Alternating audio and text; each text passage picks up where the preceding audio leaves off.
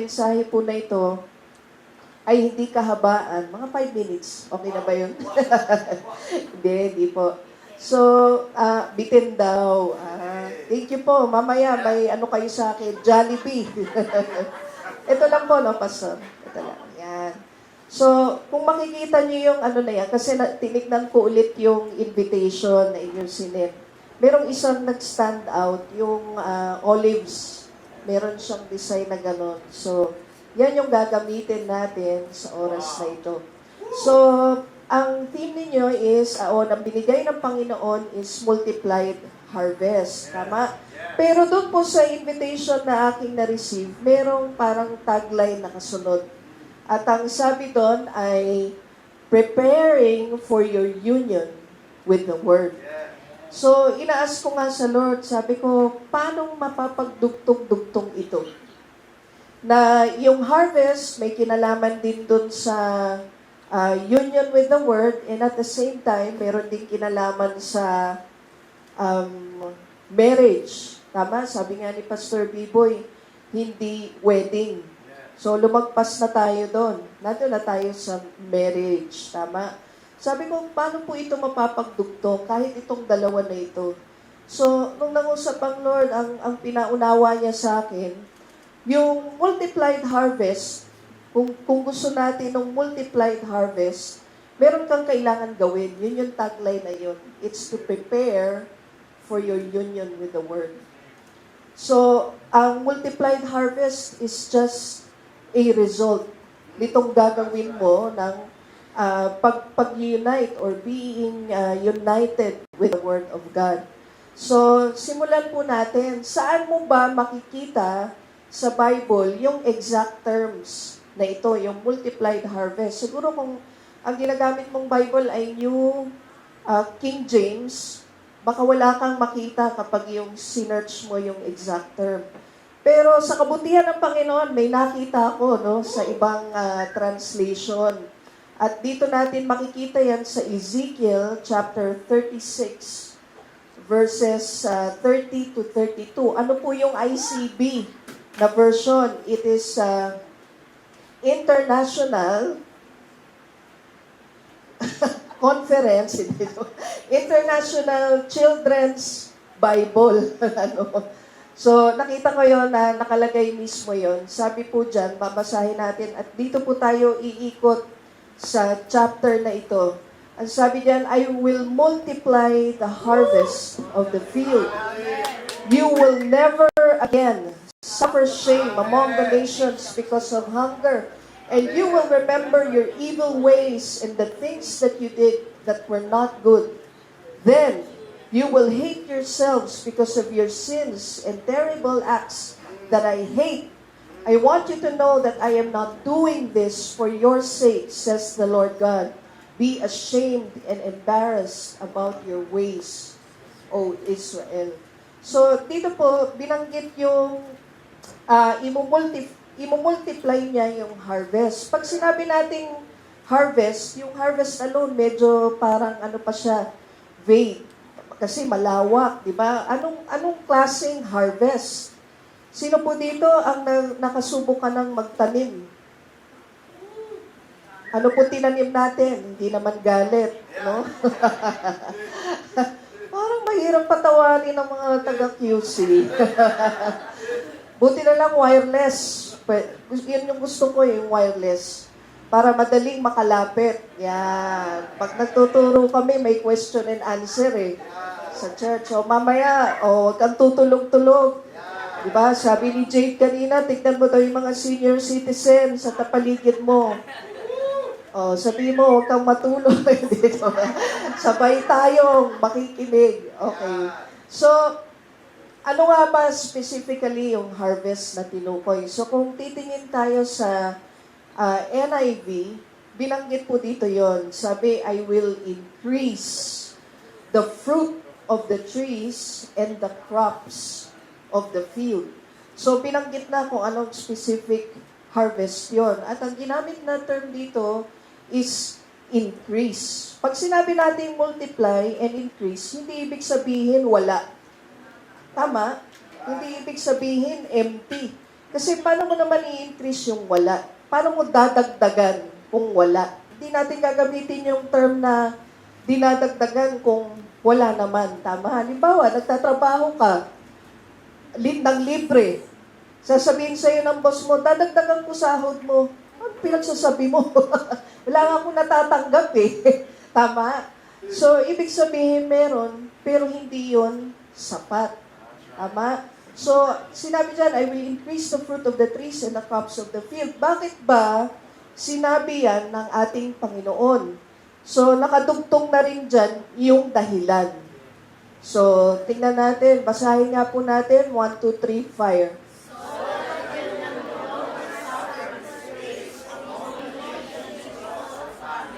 Bakit daw i-increase or multiply yung harvest?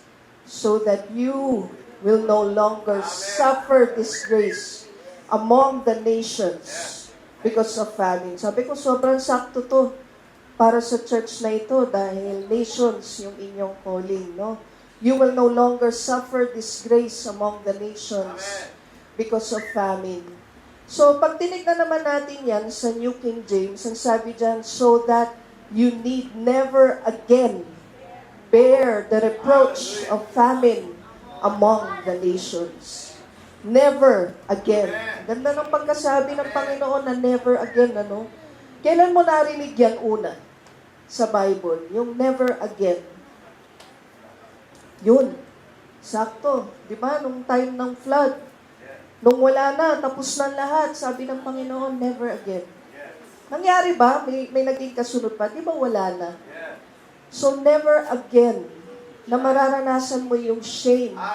Never again you will bear the reproach of famine. Kaya i-increase niya yun, imumultiply niya yung meron ka.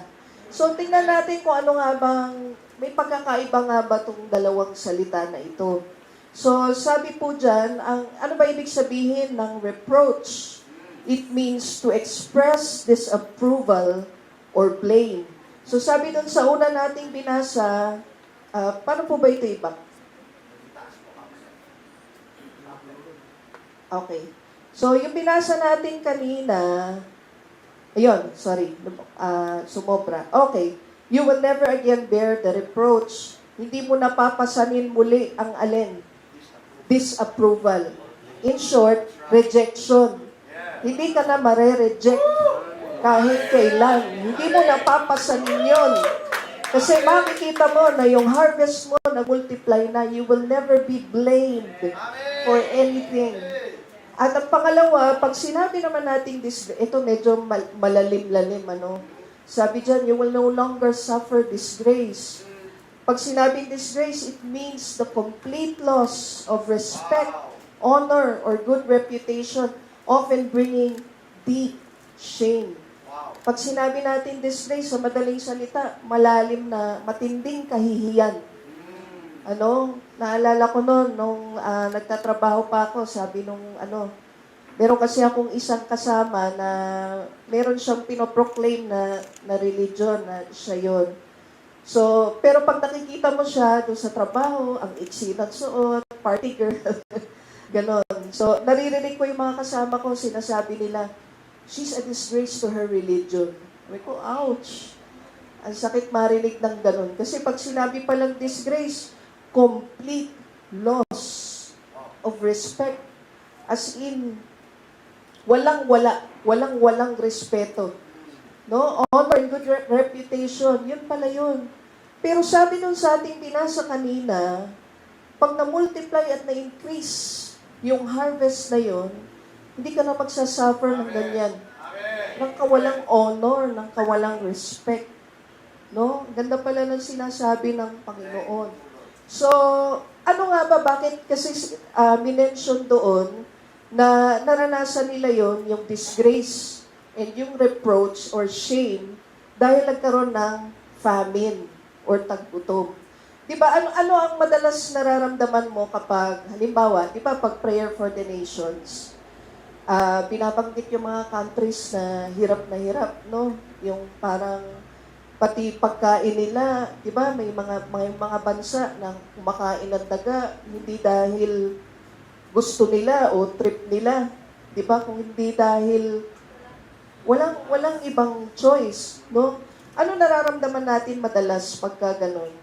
Na naririnig mo yon, napapanood mo, na ire-report sa'yo, how do you feel? Di ba, parang naawa ka doon sa kanilang kalagayan. Pero dito, imbis na awa, ang nadarama ng mga Israelita ay kahihiyan. Kahihiyan. Naunawaan niyo po? No, bakit nga ba kahihiyan yung nadarama? Kasi, the nations mocked, ito yung ilan sa mga dahilan, the nations mocked Israel for being in a state of famine because they were forced to go to other countries to beg for food. Kasi bakit nakakahiya? Pag may famine, napupwersa silang manlimos, manghingi, pumunta sa ibang bansa para humingi. Kaya nakakahiya. Tama? At ito pa, yung mas malalim. Under the Mosaic Covenant, na matatagpuan mo sa Deuteronomy 28 and Leviticus 26. So God promised Israel agricultural abundance as a result of their faithfulness. Di ba kung babasahin niyo yan, may blessing and curse. Kapag sumunod sila, kasama sa pagpapalain yung kanilang agrikultura. Kasama sa pagpapalain yung kanilang harvest. So ito, pag hindi pinagpapala yung harvest at walang increase, anong ibig sabihin nun? Anong ibig sabihin? Bababa na ba ako at magtatapat ng mic? Anong ibig sabihin? They are cursed. Bukod pa dun, pinapakita nun yung kawalang katapatan ng mga taong ito. So, when famine struck, neighboring nations and Israelites alike, hindi lang ang Israel ang nakakakita nito, maging yung mga bansa. They viewed it as evidence that God had abandoned them and withheld the blessings because of their unfaithfulness. Nakikita kahit ng mga bansa, nasasabi nila, iniwan na kayo ng Diyos. Bakit? Hindi kasi kayo tapat eh. Hindi kayo naging tapat sa Kanya. So, ibig sabihin, pag walang multiplication or increase of the harvest, merong mali. Ito pala yung normal. Dapat nag-i-increase. Dapat nag-multiply yung harvest. No? Kasi bakit pagtukoy yon sa kung sino ka sa Diyos. Are you faithful to God? Evidence yon ng ano ang relasyon mo sa Diyos. Ano ang ginagawa mo para sa Diyos. Amen? So, yun yung sinabi ng Panginoon sa kanila. So, bigyan natin ng onting background, yung Book of Ezekiel. Sino po sa inyo nakakaalam kung ano ang background dito? O ano yung mga pangyayari or events dito sa book na ito? May nakakaalam po ba? Yan, pasalamat kayo, di ko kabisado mga pangalan. Hindi. Ganun po kasi kami, nagtatanungan doon para, alam mo na, yung ma-engage, makita namin na nauunawaan nila ang salita ng Diyos. By the way, nandyan pala yung aming nanonood sila. So, hindi sila nag-service ng sarili, kundi, yan, hello, mga kapatid. Gusto namin sana silang isama, pero yun nga po yung panahon, At salamat na rin sa Panginoon sa panahon, tama? Kasi sabi nila may may drought, may El Nino. Pero tignan nyo naman ang ulan, tama? Pinagpapala tayo. Kasi bakit? Harvest season eh. Amen. Okay, so ano nga bang background ng Ezekiel? Yan. Kailan sinulat ang book na ito? It is during the time of Babylonian captivity. So, the book of Ezekiel was written during one of the most turbulent periods in ancient Israel's history, the Babylonian exile. Kailan po nangyari yan? 6th century BCE.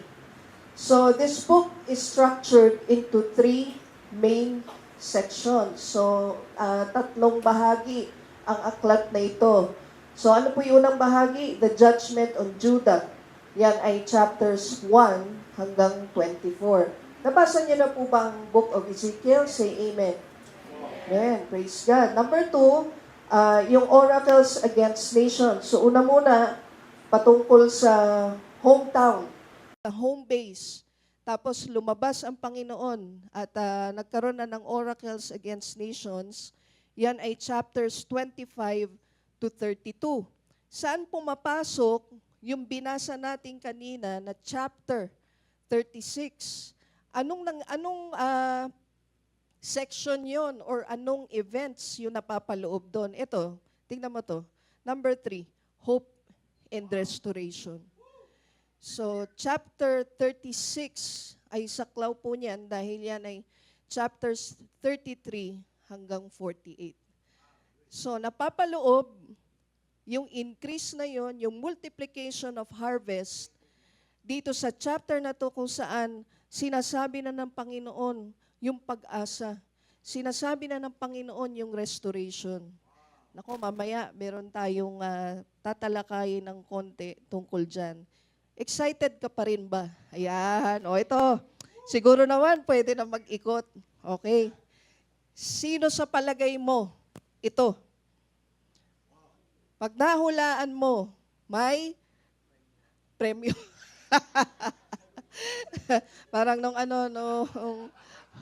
SPT, ano daw, sabi, ang makahula may GCash. Lahat naman may GCash eh. Di naman sinabing papasahan ka. GCash lang. Yan. Sa palagay nyo, sino ito? Ezekiel. Pwede. Pero may crown. Nebuchadnezzar. Pwede. Sino kaya yan?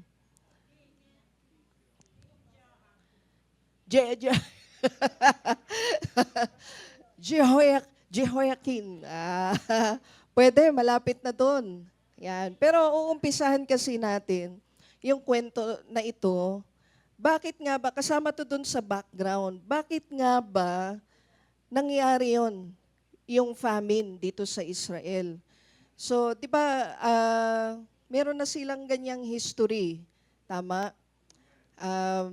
Lagay natin doon sa sa pagtawid doon sa Red Sea. Di ba yung hinati yung dagat? Alam nyo ba, onting trivia. Sabi daw, kung ang tao, with the advancement of technology, given yung technology natin ngayon, ay kung ire-recreate daw yon, gagawin ng tao na hatiin yung dagat. Tanong, kakayanin kaya? No. Sabi nila, ewan ko kung may engineer dito, sabi nila, alam niyo yung turbine, yung parang malalaking, parang mga electric fan, na ginagamit daw sa mga nuclear facilities. Ang kakailanganin mo daw doon ay multiple turbines. Diba, sobrang lakas na hangin at marami yung kakailanganin para yung tubig daw tumulak kahit papano. Mind you, kahit papano. At para daw gumalaw yun, ng ganun na kahit papano, magre-require ng matinding kuryente or energy kapag nag-flicker, kahit daw 1 segundo. Halimbawa, may tumigil na isa, magko-collapse agad yung tubig na iyon. So it is physically impossible na i-recreate yun nang wala kang tinatayong barrier na physical para harangan yung tubig. So, yung maka-witness ka ng ganun at maranasan mong makalakad doon sa gitna, nang ang lakad mo ay hindi pa ganong nagmamadali. Nagsa-sightseeing ka sa kaliwat kanan. Natatapakan mo yung corals. O pwede. Kung uso na nun, di ba? In-IG mo na yung mga yon.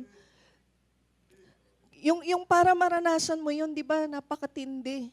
Napakatinding glory ng Panginoon yung naranasan mo noon o makikita. Pero pagkatapos nun, walang tinapay. Paulan ka ng tinapay. Nagutom. Pagdating sa disyerto, nauuhaw kami. Dinala mo ba kami rito para mamatay? Buti pa sa Egypt.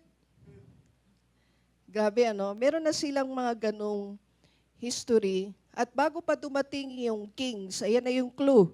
Isa to sa mga hari, ano. Bago pa dumating doon, kung mababasa niyo yung Judges, di ba? Medyo matitindi na rin yung kanilang mga ginagawa.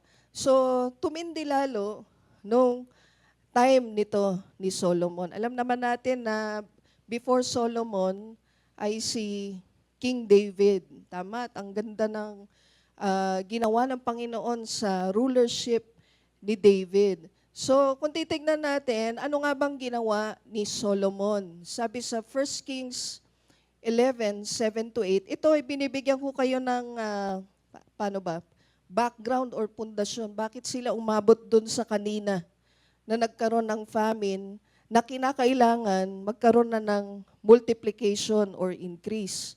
So sabi dyan, then Solomon built a high place for Chemosh, the abomination of Moab, on the hill that is east of Jerusalem, and for Molech, the abomination of the people of Ammon. And he did likewise for all his foreign wives who burned incense and sacrificed to their gods.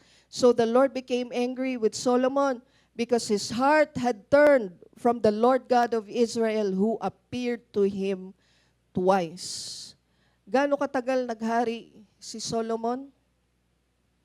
Matagal, taon, tama. But the Lord appeared to him only twice. So, anong ginawa niya? Nag-build daw ng high place para sa kaninong Diyos.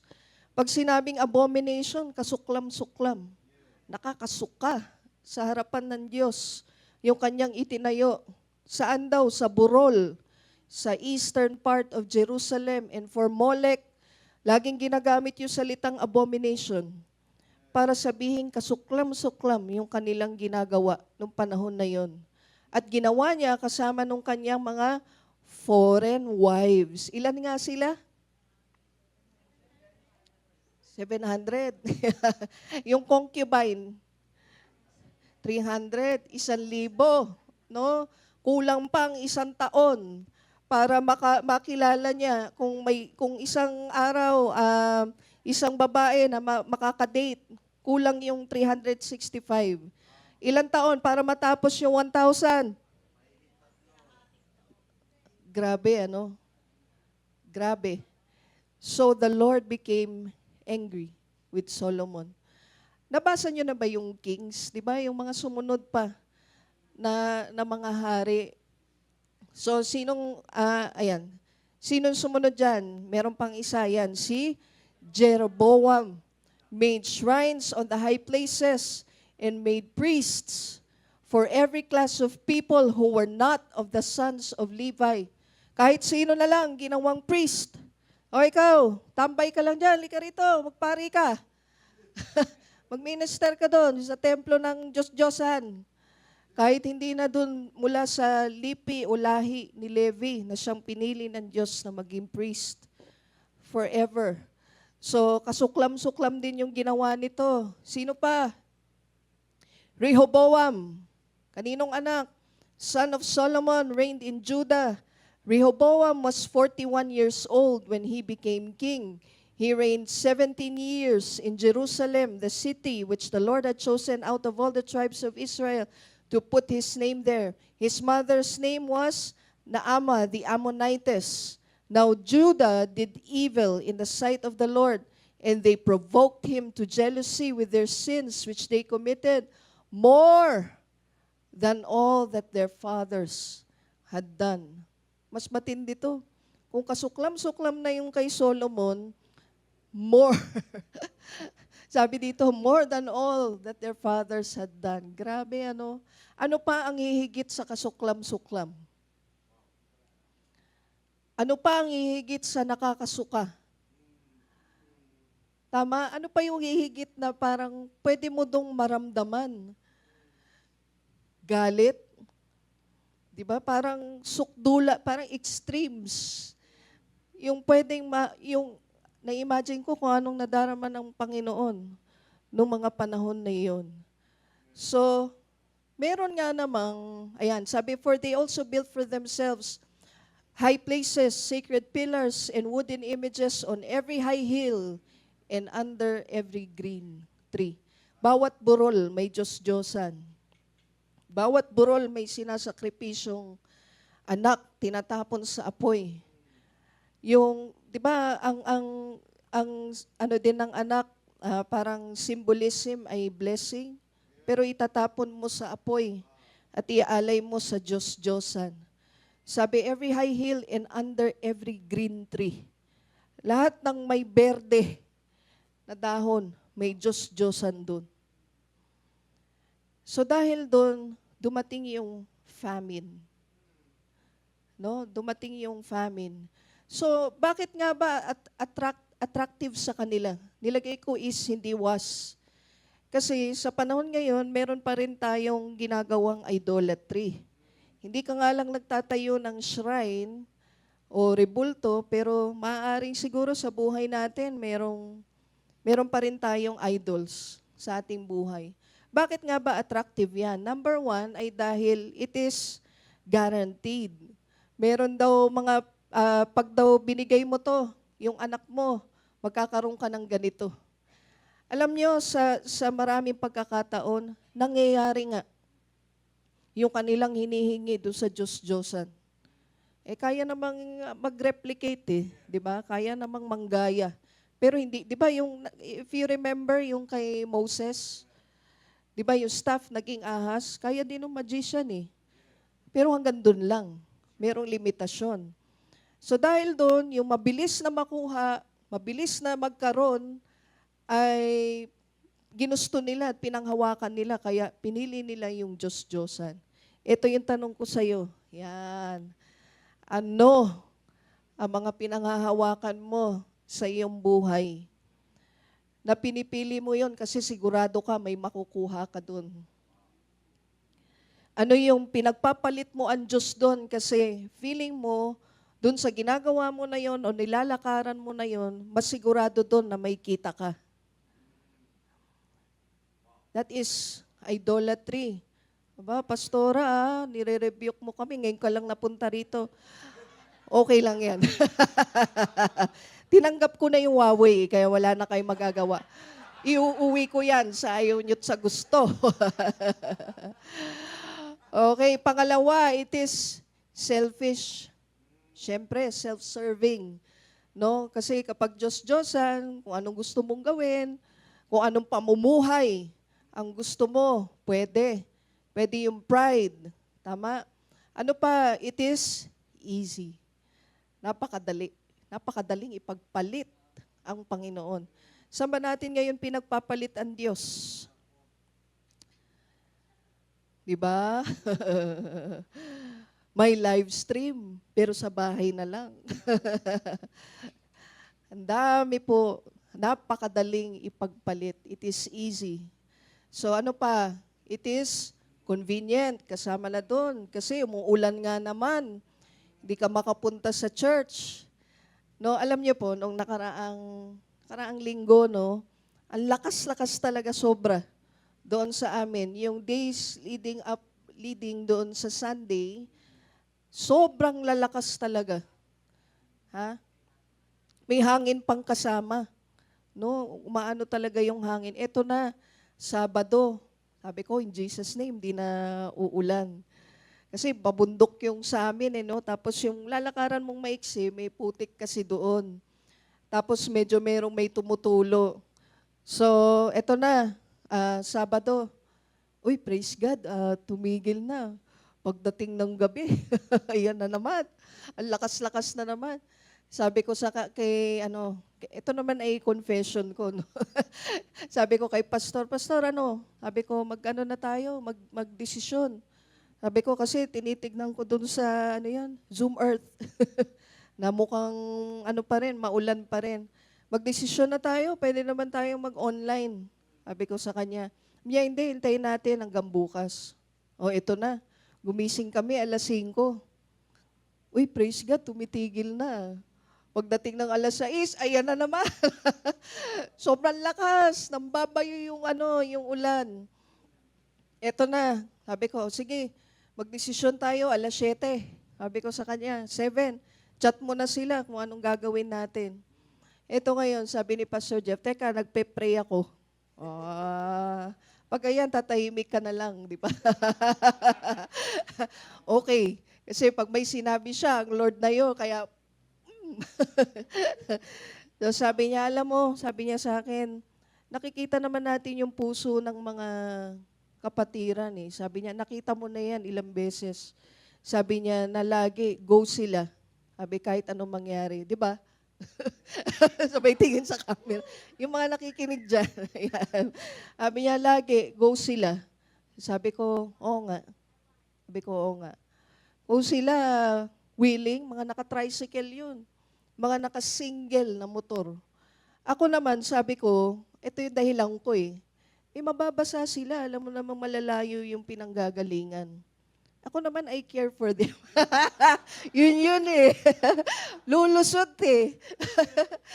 Ako, baka magkasakit. O ganyan, may dala pang mga bata. No? Sabi niya, hindi. Sabi niya, doon tayo sa bahay ng Lord mag-worship. So pagdating doon, nagdatingan nga sila. Nakita namin mga nakakapote para hindi mababasa ng ulan. So nandun sila kahit yung ibang senior may putik doon. Pero hindi na mahalaga. Ang mas mahalaga ay maparoon sa tahanan ng Diyos. Kahit hindi convenient. Amen. Kasi pag inuuna mo yung convenience, idolatry pala yun. No? Kaya kailangan maingat tayo doon sa mga ganong pinagdedesisyonan natin sa Panginoon. Tama? Okay. So, sunod, sabi, it is normal. Ito matindi. Ginagawa naman kasi din nila. Bakit hindi tayo? Oh, nayaya ka sa trabaho, iinom. Di ba? Narinig ko naman si kapatid na ganito, kinonfess niya eh. Parang normal na rin. Ako rin.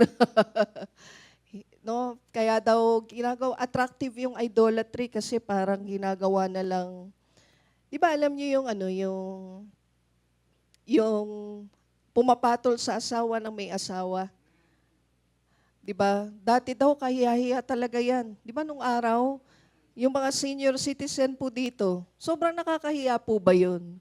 Nung araw. I remember yung story ni Pastor Obet na kapag daw ang estudyante papasok sa eskwelahan, di ba halimbawa, kailangan dalhin yung magulang. As ang dala mo, isa lang. Kasi naghiwalay, sumakabilang bahay. Yung tatay, kahiyahiya, parang yung feeling. Pero ngayon, tatay mo, wala ng babae. Ay, ako din. I can relate. Actually, si ganito din, tsaka si ganito. Appear. Pare-parehas tayo. Normal na. No? Hindi na kasuklam-suklam dahil ginagawa na ng karamihan. It is logical. Parang yung kwento ko kanina sa sarili ko, I repented. Di ba na parang logical no? Gumagana yung isip natin, mababasa, mapuputikan, mahirapan pumunta. Yun. Ano pa? It was pleasing to the senses. Di ba? Ano yung 5 senses? Sight, hearing, smell, taste, touch. Pleasing yan sa lahat ng bagay. Kaya, it is indulgent. It is, hindi it was. It is pleasing to the senses and it is indulgent. Kanina, na-mention ni Pastor Biboy nung intro na itong binigay ng Panginoon sa atin, ang na theme na ito, ang purpose nito ay mas lalo tayong maging intimate. Mas lalo kang mapalapit sa ating Panginoon. Magkaroon ka ng mas malalim na relasyon sa Kanya. Pero bago mangyari yun, kailangan alisin mo yung idolatry na ito sa buhay mo. Alam mo kung bakit? ito magiging hadlang para hindi dumating yung increase or multiplication of the harvest. Siguro suriin natin yung puso natin. Kung ano nga ba mga bagay yung pinagpapalit pa rin natin sa kalooban ng Diyos, sa buhay mo. Pwedeng nandito ka every Sunday, pero tanong ko sa'yo, kamusta ka? Mula Lunes hanggang Sabado. O mula Lunes, o mula Linggo ng hapon, doon natin simulan. Kasi nakauwi ka na ng bahay. No, mula Linggo ng hapon hanggang Sabado, kamusta ka sa harapan ng Diyos? So, ito naging dahilan kay Solomon. 1 Kings 11:6, Solomon did evil in the sight of the Lord and did not fully follow the Lord as did his father David. Hindi lang yung paggawa ng evil in the sight of the Lord. Alam mo yung doing evil in the sight of the Lord, mali, pwedeng tama sa mata ng tao yung kanyang ginawa, pero sa Diyos hindi. Evil yon para sa Diyos. At ito ang naging problema sa kanya. He followed naman, but not fully. He did not fully follow the Lord as did his father David. So ano nangyayari pag ganyan? If you do not fully give yourself to following the Lord, what remains will find another God. Pag hindi buo, na ibibigay mo yung iyong sarili sa Diyos, merong parte nasa liwanag, pero may parte nasa kadiliman, ginagawa mong ano yung sabi ni Pastor Obet, ginagawa mong magbayaw. Tama ba? Balae. Yun. Ang ating Panginoon at si Satanas. No, pag hindi mo binigay ng buo, merong nasa dilim. Merong parte sa buhay mo na nasa kadiliman. Yung nasa dilim na yon maghahanap ng Diyos-Diyosan. Tandaan mo yan. Hindi ka pwede. Pastor Jums, hindi ka pwede. Hindi ka pwedeng naririto. Hindi ka pwedeng every Sunday naririto. Hindi lang every Sunday, every day of your life. Hindi ka pwedeng merong nasa kadiliman. Hindi pwedeng mamuhay ka na merong kasamang ibang Diyos-Diyosan, ang Diyos sa buhay mo. So, a God, yung God na yon na mahahanap mo, a God who will satisfy the flesh and will open the door for wickedness. Yan ang gagawin na yon ng God na yon, ng idolatry na yon sa buhay mo. Ano nga ba yung wickedness? Ano po yung wickedness? Kung hindi mo i-google, ano yun?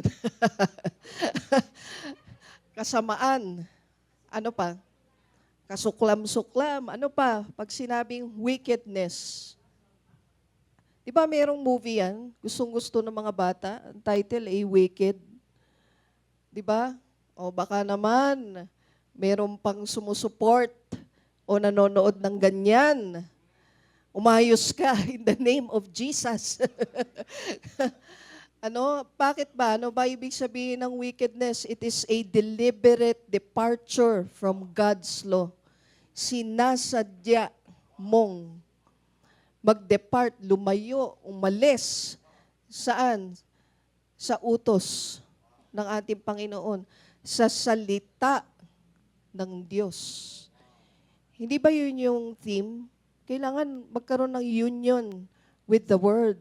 Pero kung merong wickedness, malalayo ka dyan eh.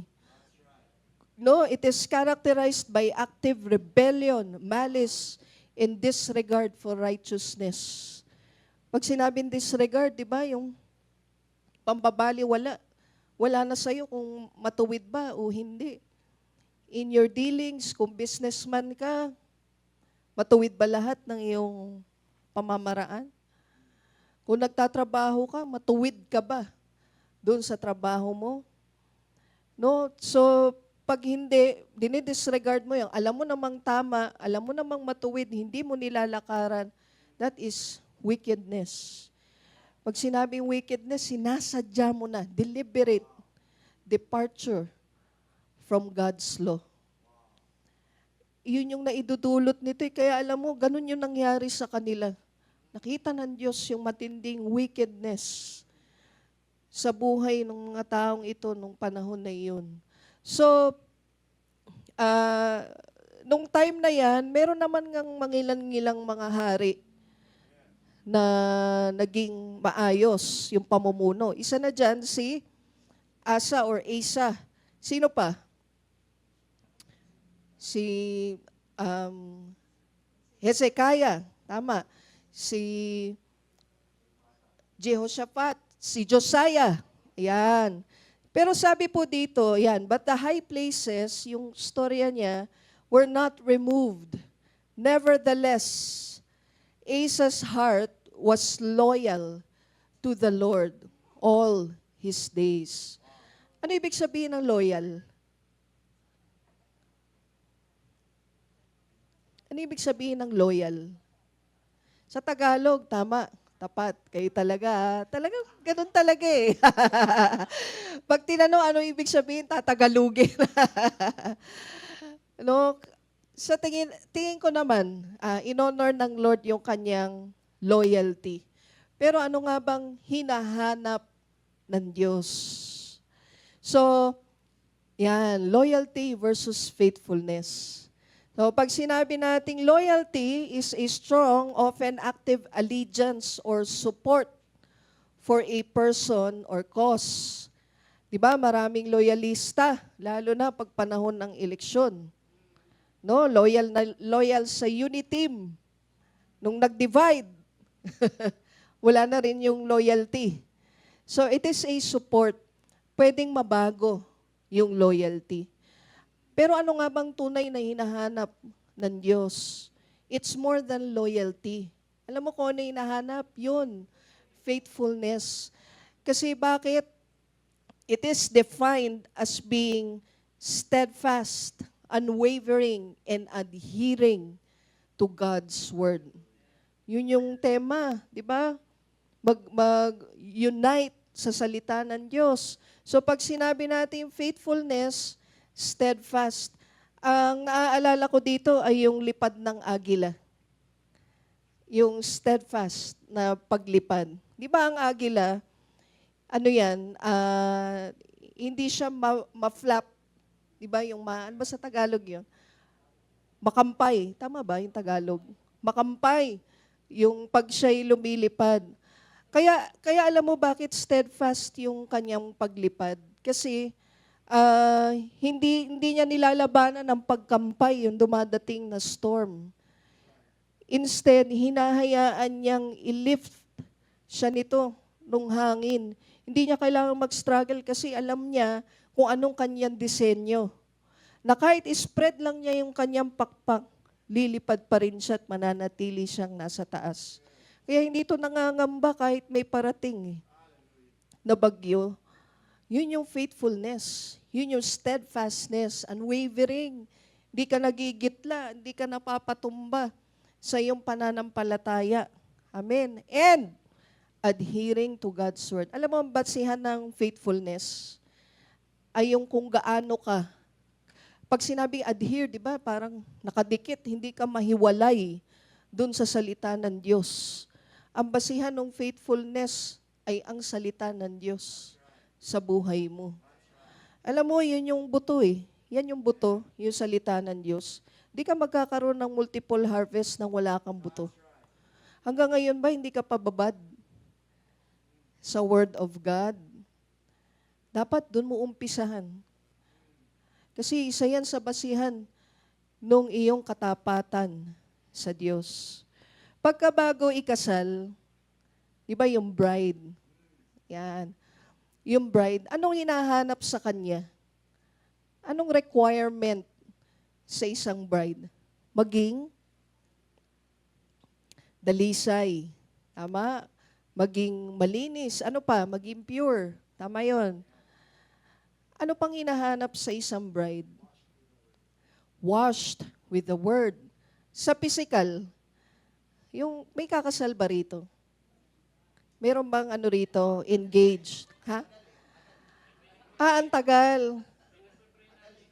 Pinagpipray. Pag-pray na ba natin mamaya para kaka ano lang ng lisensya namin ngayon na ba? Oo. Sa ano nyo, Sunday na yung wedding naman, pwede. Tama-tama, nakabihis na lahat. Di ba yun yung nire-require, yung purity, di ba? Kaya yung babae sa physical, naghahanda siya, nagpapapayat, tama, nagpapaputok ng pimples, hindi, nagpapa-facial, nagpapaganda. Pero sabi ni Pastor Biboy, since marriage yung ating pinag-uusapan, ano na nire-require doon? Hindi lang purity, no? Kundi faithfulness. Sa marriage, ito na yung hinahanap. Katapatan. Amen. Yun na yung hinahanap mo. Di ba? Ang pag-ibig. Alam mo yun? Kahit na ikay tumaba. Sabi nung kanta na yun, kahit makalbo pa daw, tumaba o ano. Di ba? Mamahalin pa rin, iibigin pa rin. Kasi bakit? Hindi na yun yung hinahanap mo eh. Ang requirement mo na, katapatan. Mula dun sa kasama mo habang buhay. Amen? Yan din yung nire-require ng Diyos sa oras na ito. Sa church na ito. Para malakaran natin ang buo. Faithfulness. Okay, ito matindi. Pag nababasa ko to, naiiyak ako palagi. Alam niyo yan, yung Ezekiel 16. Ang title kasi niyan sa New King James is God's Love for Jerusalem. Ang ganda ng pagkakasalaysay ng Panginoon dito, na yung Jerusalem para siyang isang batang babae. Naku, hindi ko na po nilagay lahat, pero basahin niyo yan. Basahin niyo sa inyong mga bahay. Yung Ezekiel 16 na yan, dinedescribe dyan ng Panginoon paano niya nakita yung si Jerusalem, no, bilang isang batang babae. Sabi, when I passed you by, ano sabi doon? Nakita kita, rejected ka, duguan ka, you were naked. Sabi doon. Kaya anong ginawa ko? I spread my garment over you para matakpan yung iyong kahihiyan, matakpan yung iyong kahubaran. Tapos anong ginawa ng Lord dyan? Kung babasahin mo, nakalagay din dyan, hinugasan niya completely. He washed away the blood. Yung dugo na galing sa mga sugat na kanyang tinamo, hinugasan ng Diyos. Ano pang ginawa niya? Sinuotan niya ng jewelry, yung pinakamaganda, yung most expensive, no? Pero later on, basahin mo, nakalagay doon, naging harlot.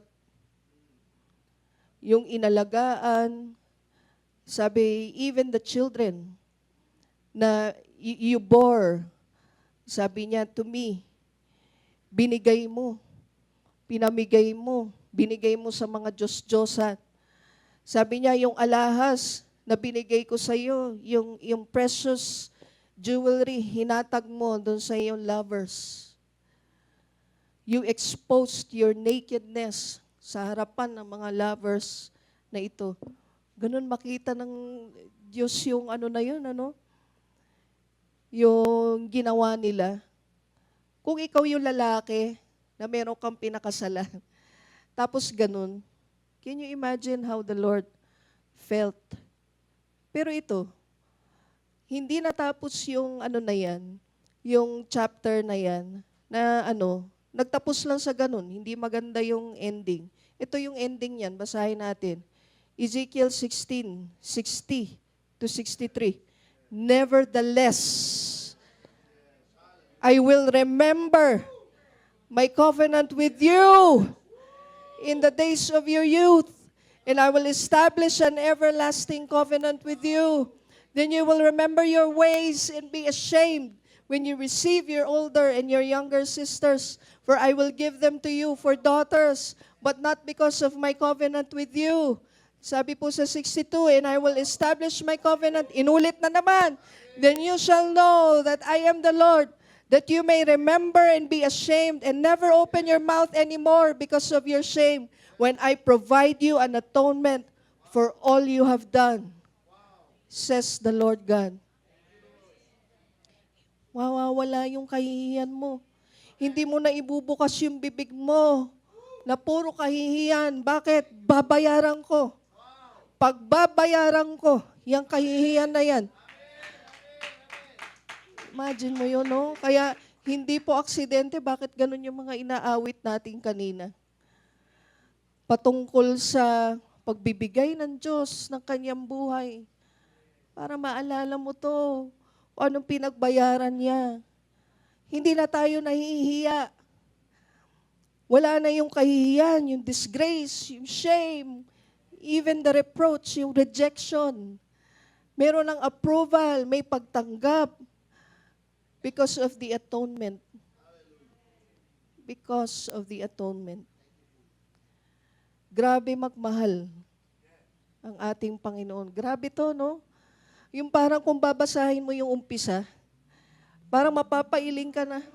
Ano ba yan? Ano ba yan? Nilinis ka, niyakap ka sa karumihan mo.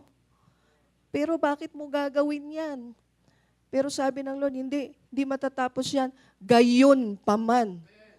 Sabi nung ano na yun nevertheless, I will remember, gayon pa man, aalalahanin ko pa rin yung mga pinangako ko sa'yo. Kasi bakit? Tapat ang Diyos. Kahit hindi tayo tapat. At sa katapatan niya, pagbabayaran niya pa ang kahihiyang iyon. Grabe, grabe, grabe. Grabe ang ating Panginoon. Pagpunta dito sa 36, kasama to dun sa restoration, yung kanyang pangako, I will increase. Ito yung binasa natin nung umpisa. The fruit of the trees and the crops of the field. Bakit nga ba ito yung i-increase? Bakit hindi yung gold? Bakit hindi yung silver? Naisip mo na ba yun? Bakit ang multiply yung harvest at hindi yung treasure? Hindi yung kayamanan? Bakit nga ba? Anong meron dito? Why the fruit trees and crops? In Hebrew, bikurim means first fruits. No? It refers to the earliest ripened agricultural produce that ancient Israelites brought to the temple in Jerusalem as a devotional and thanksgiving offering. Anong tawag doon sa produce? O una, tinatalian pala, ganito pala yan, yung bikurim. Habang nag-ano pa lang, umuusbong yung bunga. Lumabas pa lang na ganyan, maliit pa. Tinatalian na nila yun ng reed. Para ipaalam sa lahat na wala nang gagalaw nun. Kasi para sa Diyos na yun, nakatakda na. So, yun daw yun, yung bikurim or first fruits. The offering, primarily, pwede ba kayo magbasa? 1, 2, 3, fire.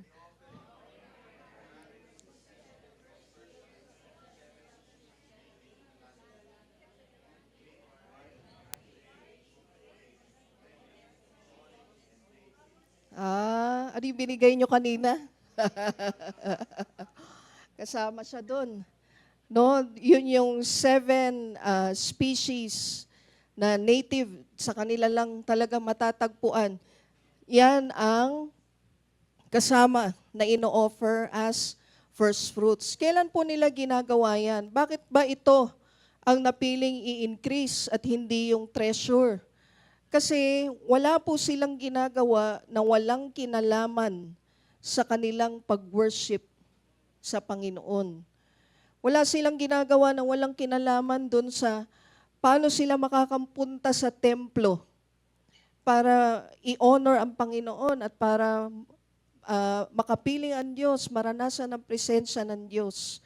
Tuwing kailan nila ito ginagawa? These were brought to the temple during the feast of first fruits.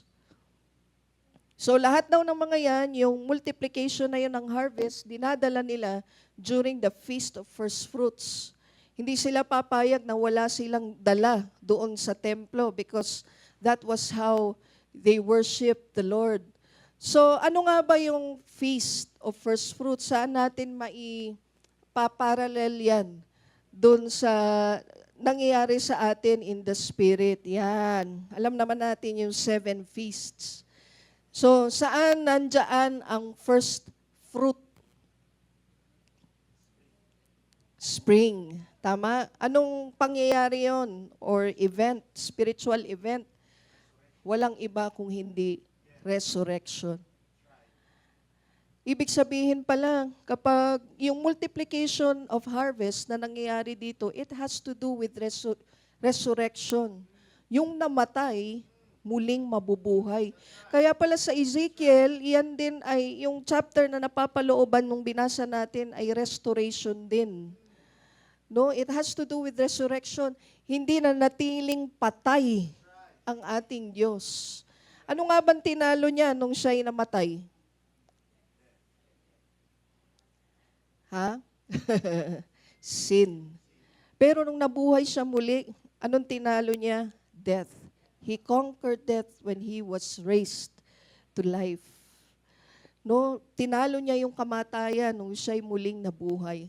Ako naniniwala, lahat ng patay na buto, marami nang pinagkatiwala na buto ang Lord sa church na ito. Lahat nung namatay, in the name of Jesus, we declare, it shall be resurrected. It will come to life. It will come to life. Bubuhay ng Panginoon at pagbuhay nun, hindi mananatiling buhay, it shall increase, it shall multiply in Jesus' name. No, so sabi dyan sa Hebrews 12:2, looking unto Jesus, the author and finisher of our faith, who for the joy that was set before him endured the cross, despising the shame, and has sat down at the right hand of the throne of God. Anong sabi po dyan? He endured the cross. And ano nangyari? He despised the shame. Ang ganda po nito sa Tagalog. Sabi dyan, ituon natin ang ating mga mata kay Jesus na siyang nagpasimula at nagpapaging ganap ng ating pananampalataya. Siya ay nagbata ng krus, alang-alang sa kagalakang itinalaga sa kanya at hinamak niya ang kahihiyan. Pagkatapos ay umupo sa kanang kamay ng trono ng Diyos. Ano ibig sabihin ng hinamak? Hinamak niya yung kahihiyan. Parang minaliit, binaliwala yung kahihiyan. Tama? Bakit nga ulit yung binasa natin sa 36? Bakit nga ba minumultiply yung harvest? Para mawala na yung kahihiyan. Yung shame. Di siya nanatiling patay, nabuhay. Kasama niya yung shame na yon na pinako na sa krus. Kailangang isama yon para magkaroon ng harvest. Magkaroon ng increase. Magkaroon ng multiplication. So Jesus bore our shame. Matatapos na po ako. And disgrace on the cross, but He defeated it at the resurrection. He bore our shame and disgrace. Yung sobrang kahihiyan. Nakakahiya ang pinagagawa ng tao. Kasama yan doon sa kanyang dinefeat nung resurrection. Hindi lang yung death, pati yung shame. Hindi ka na mahihiya kasi hindi na natiling patay ang Diyos na pinaglilingkuran mo. No, the Lord will multiply the harvest to take away the reproach and disgrace. Kasi bakit? Ikaw yun. Tatanggalin niya na yung shame, tatanggalin niya yung disgrace, papalitan ng faithfulness para makapagpatuloy ka dun sa marriage na yun. Amen. Sabi niya dun sa Psalm 101:6, my eyes shall be on the faithful of the land, that they may dwell with me. He who walks in a perfect way, he shall serve me. May pagpili pala ang Diyos sa kung sino maglilingkod sa Kanya. His eyes shall be on the faithful. Si Bishop Mario, kapag nagtuturo siya, di ba grabe po yung mga testimonies niya, yung mga kwento niya. Pero isang bagay lagi ko naririnig sa kanya. Sinasabi niya, maging tapat ka lang. Maging tapat, magtapat lang tayo sa Lord, di ba? Sinasabi niya yan. Magtapat ka lang, magtapat ka lang. Kasi bakit? Yung mata ng Diyos hindi naaalis dun sa nagtatapat sa Kanya. Alam mo ba ibig sabihin nun? Yung hindi naaalis yung mata sa'yo. Kung madapa ka man at nakatingin pa rin sa'yo, di ba madali kang itaas? Kasi nakatingin sa'yo, hindi naaalis yung mata sa'yo eh. Tama? Kung halimbawa may lalakaran ka, mapapahamak ka, dahil nakatuon ang paningin sa'yo, aagapan na, haharangan na para hindi ka na malaglag dun. The eyes of the Lord are on the faithful of the land. Para ano? So that they may dwell with me. So if you walk in a perfect way, you shall serve the Lord.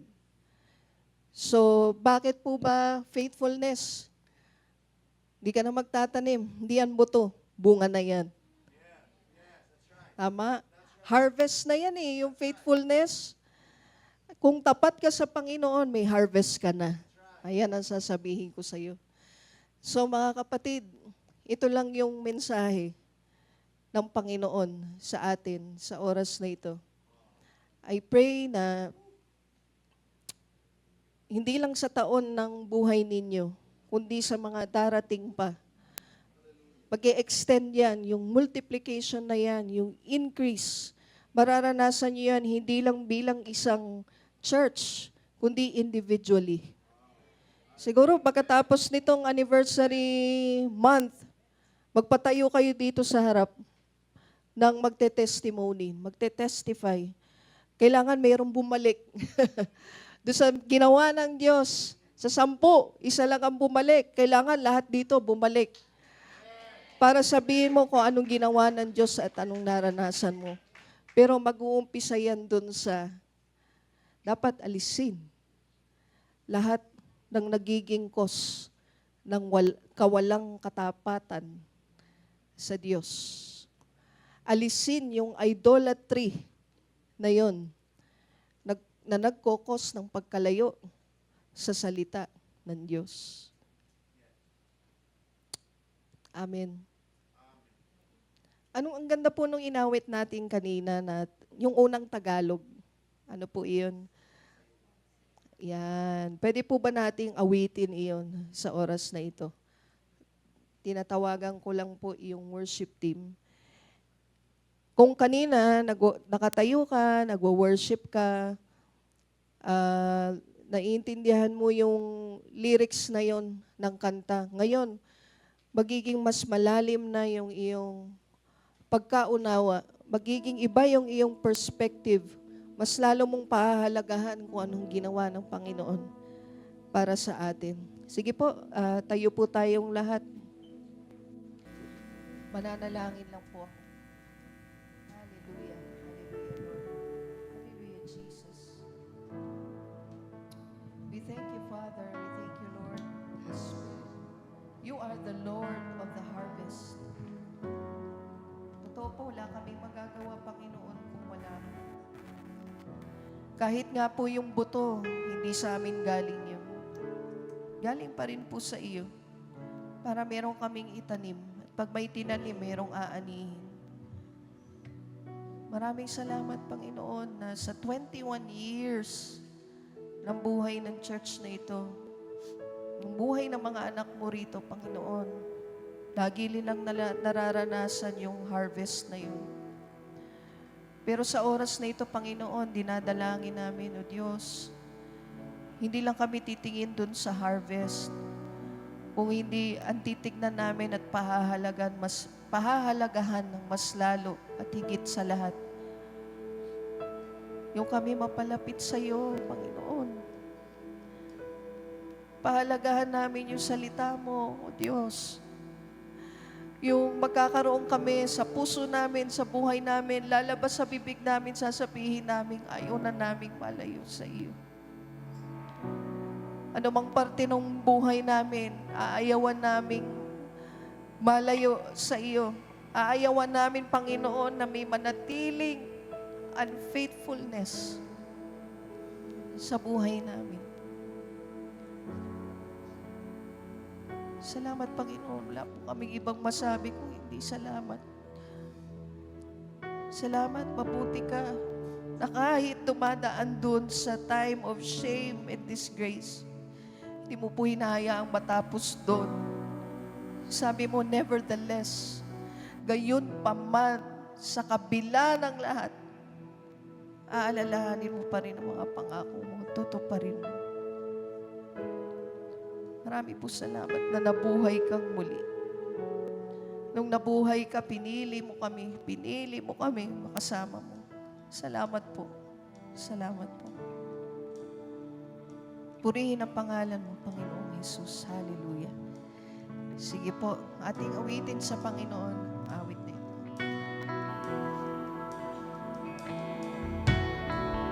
Panginoon, ika'y dakil, natatanging nag-iisa. Panginoon at kaibig, ikaw ay tapat at magpakumbaba.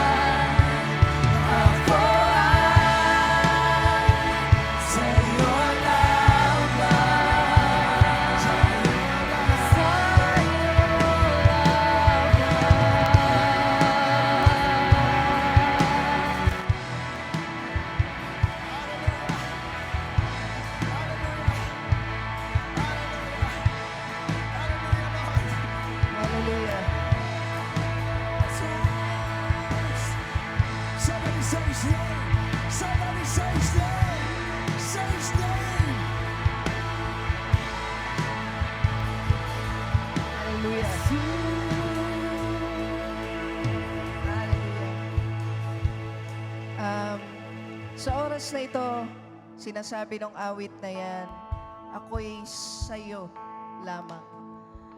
Di ba pag yung sobra yung nagumapaw yung pag-ibig mo kahit sa isang tao, sinasabi mo, sa'yo ko. Lahat ng ako, lahat ng meron ako, sa'yo. Parang napakalalim nung pag-ibig kapag ganong level yung sinasabi mo, no? Sa oras na ito, sinasabi ng Lord, sabihin mo naman, gawin mo naman, na yung buong ikaw sa Diyos lang. Sige, pwede ba nating, let's just sing it softly, yung chorus. Lagay mo sa puso mo, kapatid.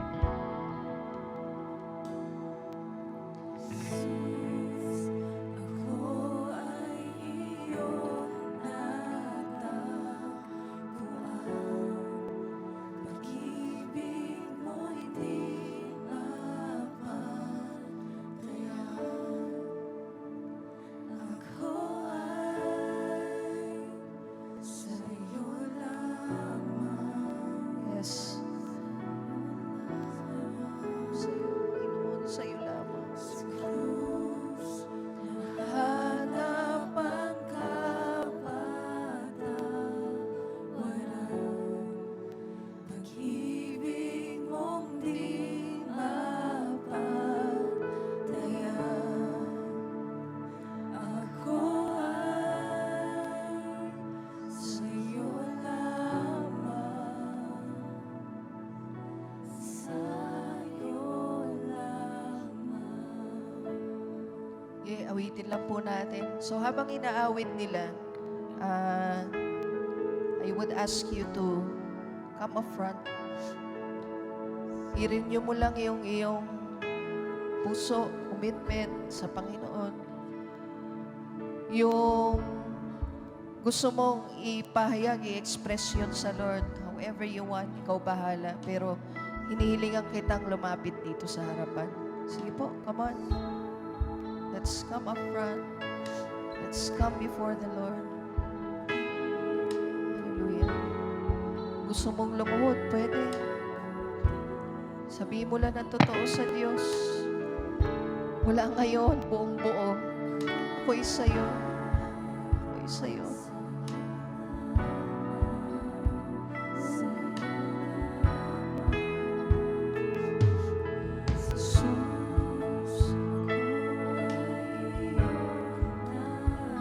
Kausapin mo lang ang Panginoon. Unang pansinin yung katabi mo. Sabihin mo, Lord, sa'yo lang ako. Lahat na nagkukos para mapalayo ako, Panginoon. Come on, come on. Get real with God.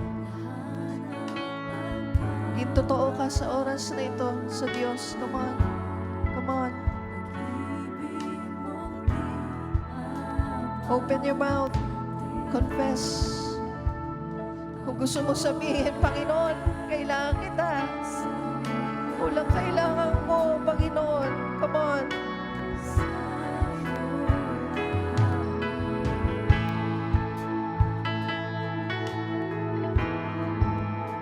Ako'y sa'yo.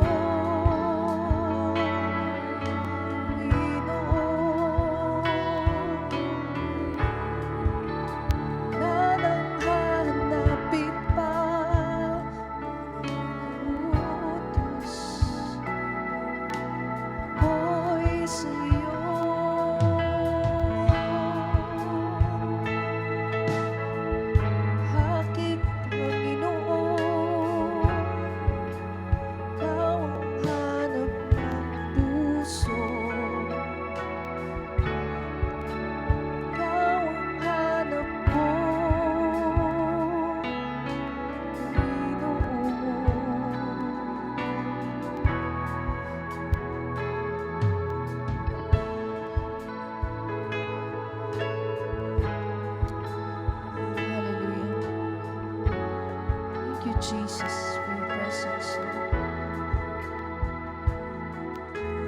Receive the fruits of the Holy Spirit right now in the name of Jesus.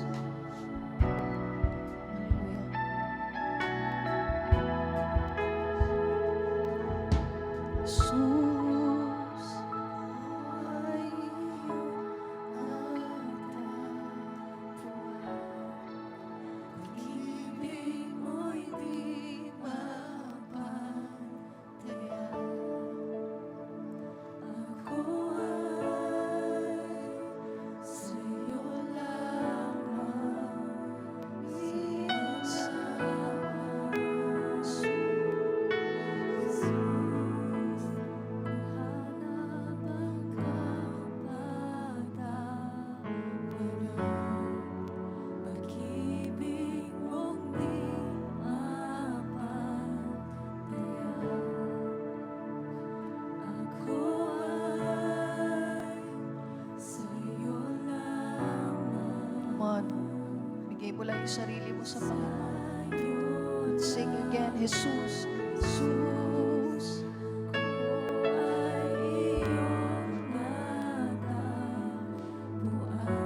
Tagpuan ka ng Diyos. Hindi mo siya hinanap. Thank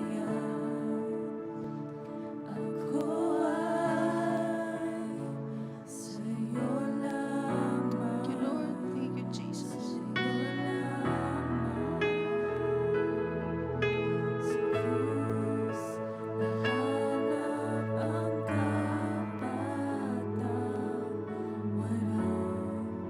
Pag-ibig mong di mapantayan. Ako ay sa'yo lamang. Alam niyo, napakasimple lang ng sinasabi ng Panginoon sa oras na ito. Napakasimple lang, makinig ka. Ito sinasabi niya, sa'yo din ako.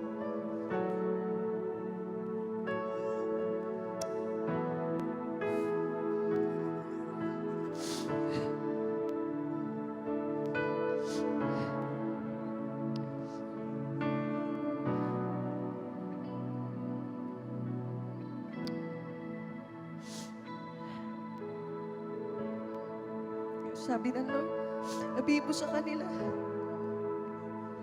sa'yo din ako. Sa'yo din ako.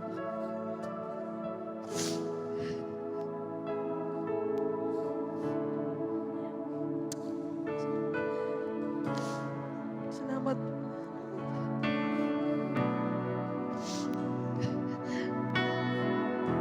Salamat.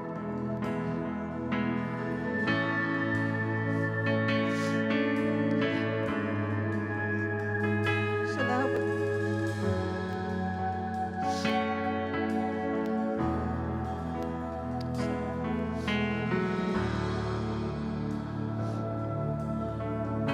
Salamat. Salamat.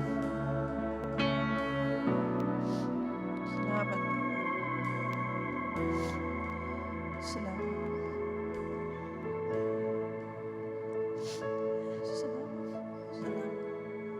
Salamat.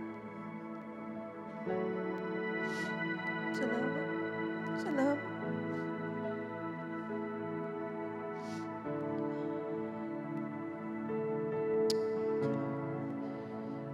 Thank you, Lord. Thank you, Jesus. Salamat po. Salamat.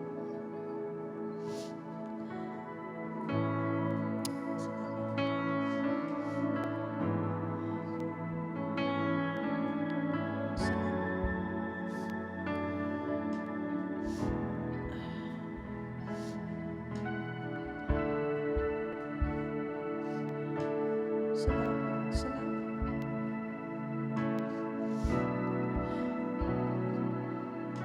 Jesus. Salamat. Pakabuti mo.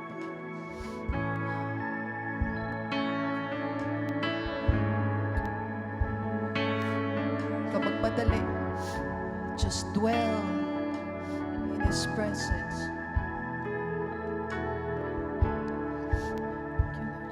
Thank you, Jesus.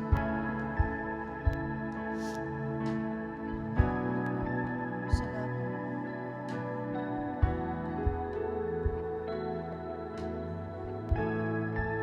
Salamat.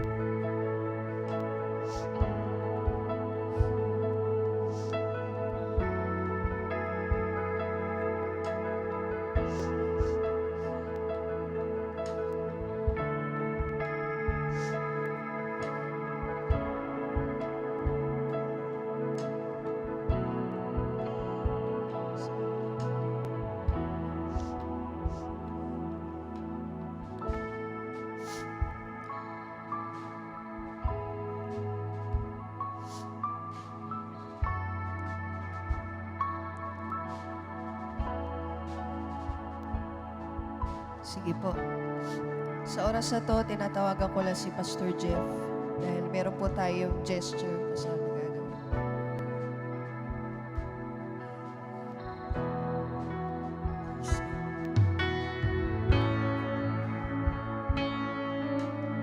Pwede ko po bang matawagan yung mga kalalakihan? Kahit lahat ng lalaki, kahit bata, may pinapagawa po ang Lord. Punta po dito sa harapan. Sige, yung mga nandyan na po, stay lang po tayo dyan.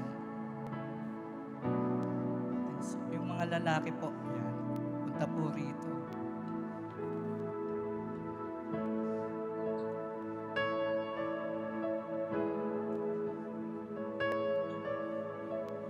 Po sinasabi po ng Lord sa John chapter 15,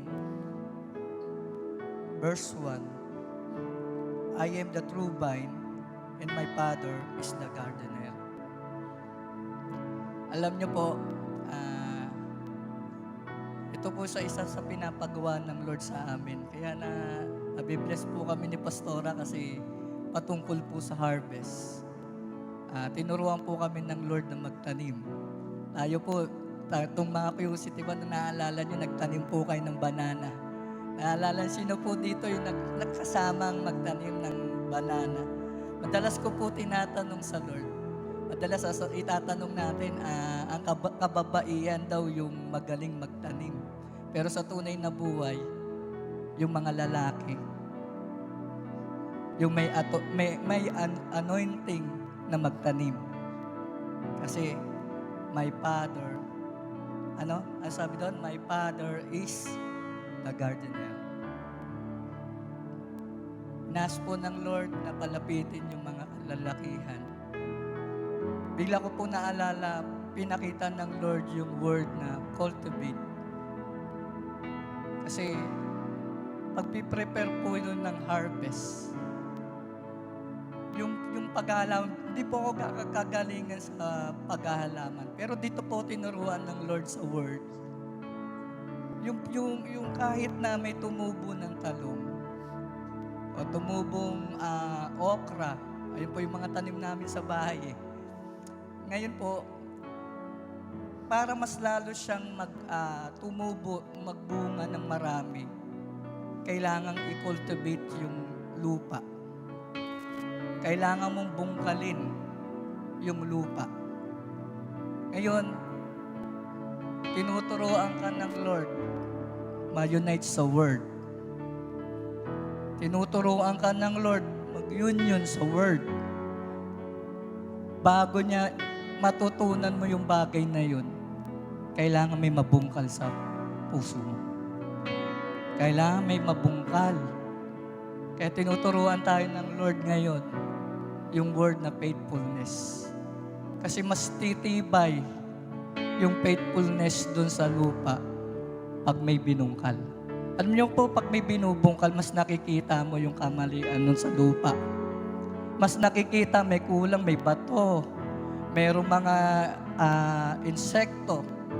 Pero kapag nabungkal na yon, ready na ilagay yung tamang lupa, tamang fertilizer, yung tamang nakakabuti sa lupa. Ganon din ang Lord. Ganon din yung tatay. Sabi ng Lord, palapitin mo yung mga tatay. Kahit bata, kahit lalaki. Kasi darating magiging tatay yan. Ngayon sa oras po na ito, madalas sinasabi sa NPG, ang tunay na design ng isang tatay, i-lead yung pamilya sa righteousness. Ngayon sa oras na ito, minsan kaya madalas ang tatay sa church wala, kulang. Kasi target ng kaaway yan. Kapag wala yung tatay, mahina ang aligi. Sa oras na ito, ini-encourage ko din po yung mga nanay dito. Dahil nandito na rin po kayo. Kung ikaw, asawa mo, yung nakatayo ngayon sa harapan na ito, lapit ka. Kasi ang disenyo ng babae, mag-intercede. Ngayon, sa oras na ito, maglalagay ka ng buto. Magtatanim ka. Kasi tinuturuan tayo ng Lord we declare, ang mga tatay, mga kalalakihan dito sa pangalan ni Jesus, imumultiply mo po. Lord, magsisimula, Panginoon, sa mga tatay, magsisimula sa bata, magsisimula sa kabataan na lalaki, na Lord, we declare, fathering, true fathering, tatatayan po nila yung mga tao sa pamilya po nila. Sa pangalan ni Jesus, Lord, Jags Go QC, lahat ng tatay maglilid sa righteousness, maglilid sa holiness in Jesus Christ's name. Ngayon po, sa oras na ito, ikaw mismo, mga babae, kapitan mo yung mga lalaki, kung ikaw, pamilya mo yan, yung lalaking nandito. Pwede ko po makita lahat ng lalaki. 1, 2, 3. Nandun po. Sige po, punta po kayo sa harapan. Yan. Yan. Pwede po ganito gawin natin kung ikaw, kahit wala yung asawa mo, ako naniniwala pag nag-declare ka, mapupunta yung seed doon sa asawa mo. Amen. Ayun po, mga babae, hawakan mo yung mga lalaki po dito, mag-declare ka ngayon. Mag-declare ka ng mga mabubuting buto na aanihin. Sige, pwede po ba? Sabay-sabay po tayo. Tapos po si Pastora, kasi kaya nga women, nag-preach po ngayon dahil ang babae ay mag-intercede. Sige po, mag-prophesy ka. Lord, in Jesus' name. Sige po, iunat po natin yung ating mga kamay sa mga kalalakihan. Kahit po sa bata, kahit po sa kabataan. In Jesus' name. Lord, sa pangalan ni Jesus, we declare fisherman. In Jesus' name. Lord, mag-i-increase po, Panginoon. Lord, maghahagis po ng net, Panginoon. Lord, aabutin, Panginoon. Lord, we declare, Panginoon, sa city na ito, Panginoon. Lord, marami pong maaabot na mga katatayan. Marami pong maaabot na mga kabataan lalaki. Marami pong maaabot na mga kids na lalaki, Panginoon. Sa pangalan ni Jesus, Panginoon. We receive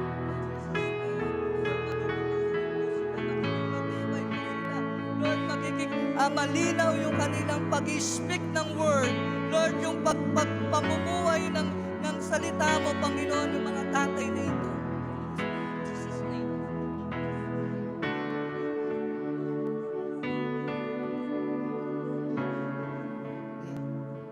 Sige, dinedeklara ko sa pangalan ni Jesus na ang lahat ng mga kalalakihang ito, Panginoon, mananatiling tapat sa inyo. In Jesus Christ's name.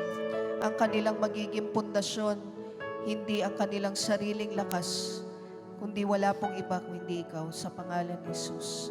Let them receive the seeds that will be sown in the name of Jesus. Let them receive, and the seeds, even they will bear fruit in the name of Jesus. Let them receive even the fruits of the Holy Spirit. Love, joy, peace, patience, kindness, goodness, faithfulness, gentleness, self-control. Kaya mo pong tanggapin ito ng mga katatayang ito sa pangalan ni Jesus. Pag hiningi mo, Panginoon, ibibigay nila ng walang alinlangan.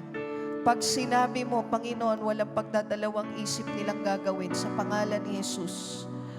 Kapag, Lord, may mga bagay kang pinapagawa, sila magiging frontliner. Sila yung mangunguna para sa mga gawain ito. Lord God, at hayaan mo, Panginoon, na yung steadfastness, I see you being equipped with wings of an eagle. I pray, O Lord, na ang mga kalalakihang ito, Panginoon, they will soar with wings like eagles. Ikaw, Panginoon, ang magbibigay. Lord, Holy Spirit, ikaw magdadala ng hangin na yon.